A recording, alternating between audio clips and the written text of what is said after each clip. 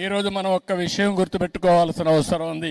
ఆర్య వయస్సులు కూడా ఒక్క నిమిషం మనం ఆలోచించాల్సిన అవసరం ఉంది. నేను చాలా సార్లు చెప్పాను, సమాజంలో కష్టపడి పని చేసేవారు, తెలివితేటలతో పనిచేసేవారు ఆర్య వయస్సులు. నీతి నిజాయితీగా వ్యాపారం చేస్తారు, తెల్లవారి నుంచి సాయంత్రం వరకు దీక్షగా పనిచేస్తారు. అదే సమయంలో సంపాదించిన డబ్బులు, కొంత డబ్బులు ఏదైతే ప్రజల సేవకు ఖర్చు పెట్టే ఏకైక కులం ఆర్య వయస్సులు అని చెప్పి కూడా నేను మీకు తెలియజేస్తున్నా. ఇది ఇప్పుడు వచ్చింది కాదు, వాళ్ళ బ్లడ్ లోనే వచ్చింది, వారసత్వంగా వచ్చింది. ఎక్కడ అవినీతి చేయరు, అవినీతి చేయాలనే ధ్యాస లేదు, కష్టపడి సంపాదిస్తారు. అందులో వాళ్ళకు తోచిన విధంగా దాన కార్యక్రమాల కోసం, ధర్మ కార్యక్రమాల కోసం వెచ్చించే వ్యక్తులు ఆర్య వయస్సులు అని చెప్పి కూడా నేను మీకు తెలియజేస్తున్నా. వారిని మనస్ఫూర్తిగా అభినందిస్తున్నా. వారు కూడా ఇప్పుడిప్పుడు కొద్దిగా వ్యాపారాలు, పెద్ద వ్యాపారాలు చేస్తున్నారు గాని ఒకప్పుడు చిరు వ్యాపారాలకే పరిమితం అయ్యారు. ఎక్కడన్నా కిళ్ళీ కొట్టు ఉంటే ఆ కిళ్ళీ కొట్టు